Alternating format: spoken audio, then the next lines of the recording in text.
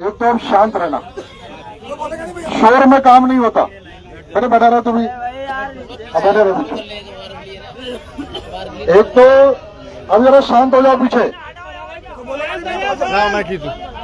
भारत माता की आज यहाँ पर अभी मोदी मैदान में ये सभी टुक टुक चालक यहाँ पर इकट्ठे हैं।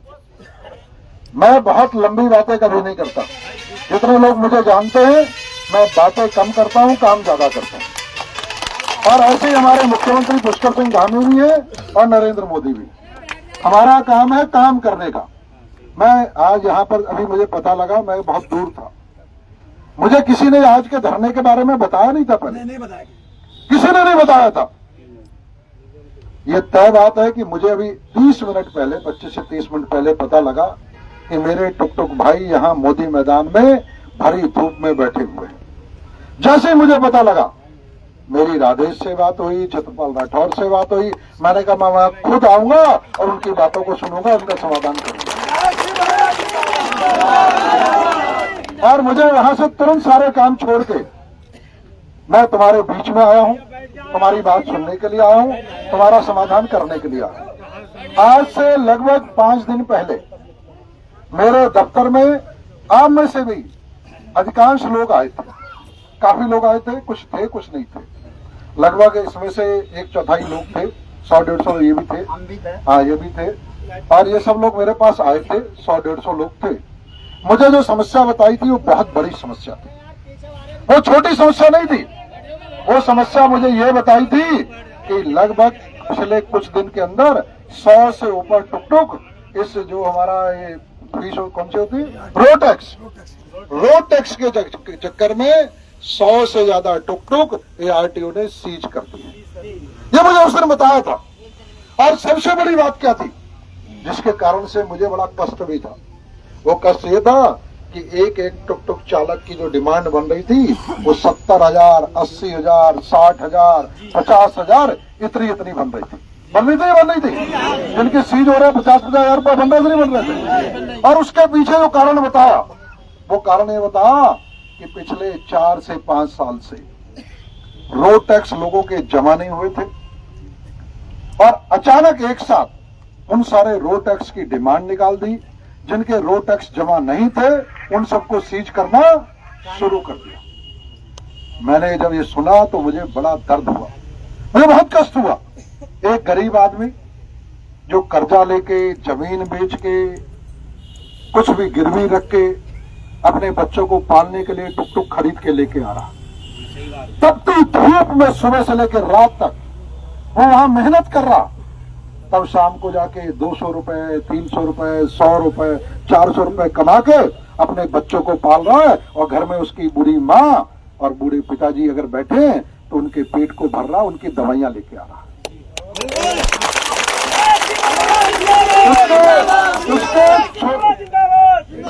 उसकी इतनी मेहनत के बाद उसके जो छोटे बच्चे घर में अगर हैं तो उनके लिए दूध जाता है, उसके बच्चे हैं, उसके घर पे माता बहनें हैं, उनकी पेट का निवाला जाता है, उनके बुजुर्गों की दवाइयां जाती हैं।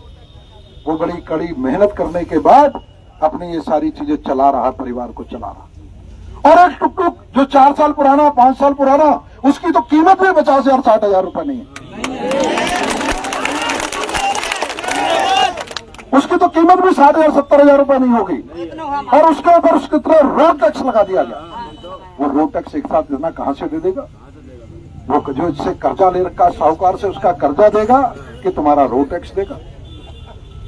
वो अगर जो है अपने बच्चों को जो उसने वहां खाना पीना खिलाना है, उनके निवाले भरने हैं, बुजुर्गों की दवाइयां हैं, बच्चों के दूध है, उसके लिए वो बचाएगा कि इस रोड टैक्स को देगा? वो कहां से जाके बेचेगा? क्या उसका दर्द है? उस दर्द का एहसास आपके इस भाई को पूरी तरीके से। अगर आज विधायक बना हूं तो आप लोगों के दर्द को समझने के कारण से बना हूं और ईमानदारी के कारण से बना हूं कि जो मेरे पास आया उसके लिए मैंने हमेशा ईमानदारी से करने की कोशिश की है। मैंने कभी कोई झूठ नहीं बोला, मैंने कभी किसी के साथ धोखा नहीं किया, मैंने कभी किसी को झूठे वादे नहीं किए। जो मेरी ताकत है उस ताकत के साथ, ईमानदार के साथ मुझे जैसे ही बताया, राधेश शर्मा भी थे, धीरेश भी थे, ये सारे छत्रपाल राठौर भी थे, ये सब लोग थे और आप में से भी बहुत थे। मैंने तुरंत कहा, इस दर्द को मुझे 1 मिनट लगा समझने। झूठ, तो मैंने तुरंत बात की और वहीं सबके सामने, अलग से बात नहीं की थी मैंने, सबके सामने की थी ना। कौन कौन था? सबके सामने की थी ना।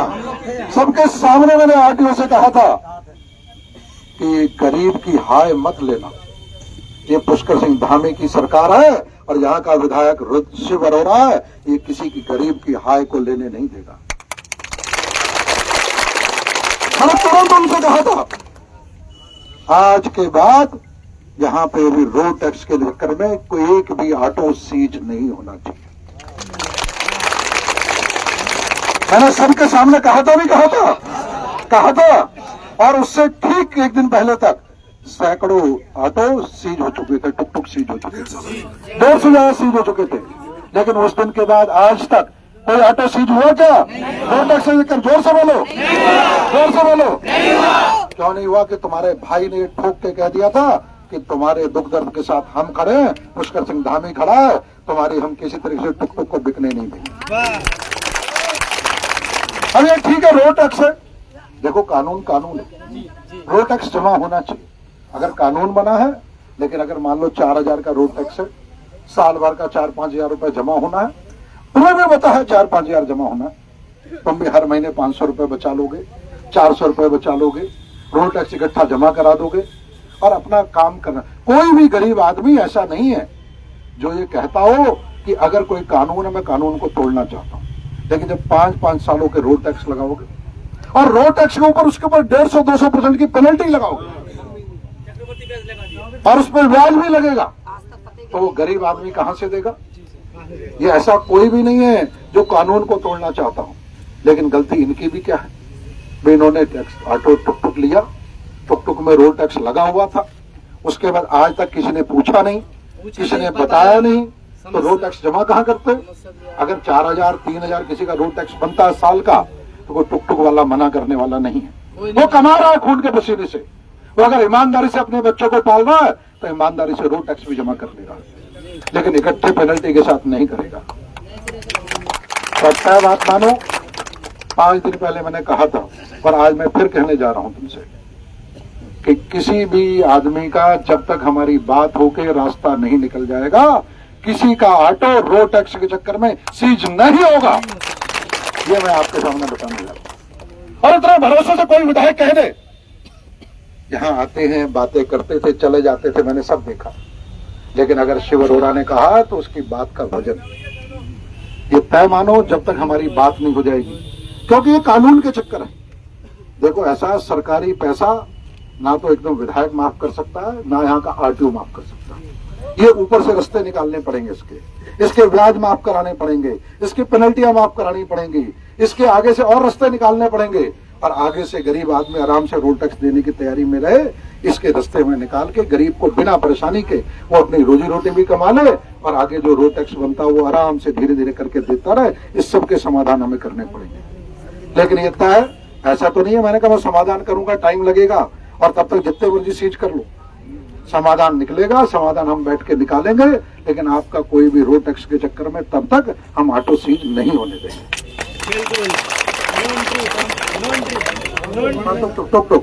टुक टुक है, ऑटो का मतलब टुक टुक तुम्हारा, टुक टुक वाला हो, टुक टुक वाला, ठीक नहीं, तो तुम्हारा टुक टुक कोई भी सीज नहीं होने देगा। बात सुन लो, शांत रहो, शांत। एक बार में एक मुद्दे को नहीं। अब जहां तक, अरे बात पहले पूरी तो हो लेंगे, तेरा सीज नहीं हुआ मुझे लग रहा, जिसका हुआ है जिसका, तो फिर पहले उसी की बात कर लेंगे, पहले उसी का। और जो सीज हुए हैं जब हम बातचीत करेंगे उन्हें भी कैसे खुलवाना है, वो सारे भी टुक टुक हम खुलवाएंगे, मैं आपको भरोसा दिलाऊंगा, ठीक है। लेकिन इतना बड़ा काम हुआ है, धैर्य रखो।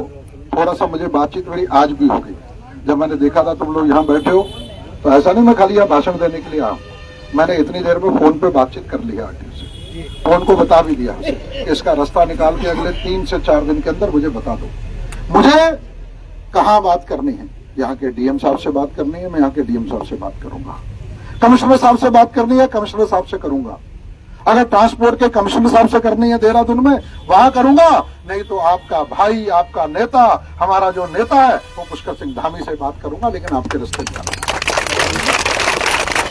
आपके हम रास्ते निकालेंगे, ये तय बात माने।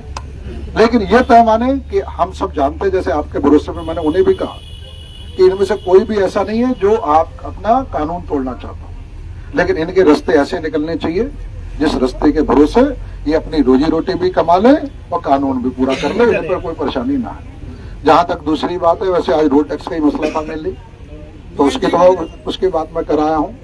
अब जहां तक नो एंट्री का मसला है, नो एंट्री में यहाँ पर जो एसपी ट्रैफिक है हमारी और सीओ ट्रैफिक है, उनके साथ बैठेंगे 2 से 3 दिन के अंदर, ठीक है। और 3 दिन में देखो दोनों चीजें मानो, तुम्हारी रोजी रोटी में परेशानी ना, तुम्हें रोजगार मिलता रहे, तुम्हें रोजगार मिलता रहे, ठीक नहीं, इस बात की चिंता हम करेंगे, आपस में मिलकर करेंगे नहीं करेंगे, उसका रास्ता निकालेंगे।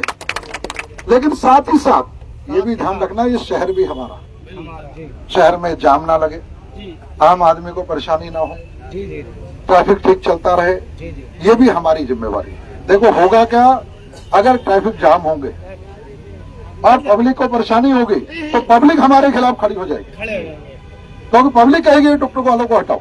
तो हमें ये भी ध्यान रखना है, हम नो एंट्री वाले का भी है समाधान ऐसा निकले जिससे कि हमारे रोजगार भी चलते रहे, यातायात जाम भी ना हो, पब्लिक को परेशानी ना हो। इसकी भी एक मीटिंग अगले हफ्ते के अंदर अंदर मैं बैठा के आप लोगों की कराऊंगा, इसका भी रिश्ता निकालूंगा। और एक तय मानो, हर जगह आपके साथ खड़े हैं, ईमानदार कोशिश होनी चाहिए।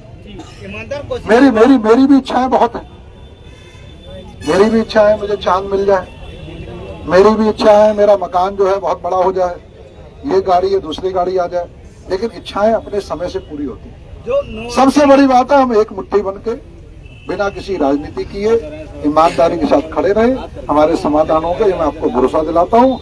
मैं फिर से, इतनी धूप में आप लोग बैठे थे, मुझे पहले बताया होता तो मैं टाइम तय करता तुम्हारा, पर उसी हिसाब से आता, लेकिन मेरे भाई हो तुम पहले बैठे, अच्छी बात नहीं, मैं भी था यहीं पर, मुझे राजेश का फोन आ गया, छत्रपाल राठौर जी का फोन आ गया, सुरेश का फोन आ गया, तो मैं तुरंत आ गया, जहां मुझे मौका होता है मैं तुरंत पहुंचता हूं और सबके समस्याओं के समाधान करने की कोशिश करता हूं।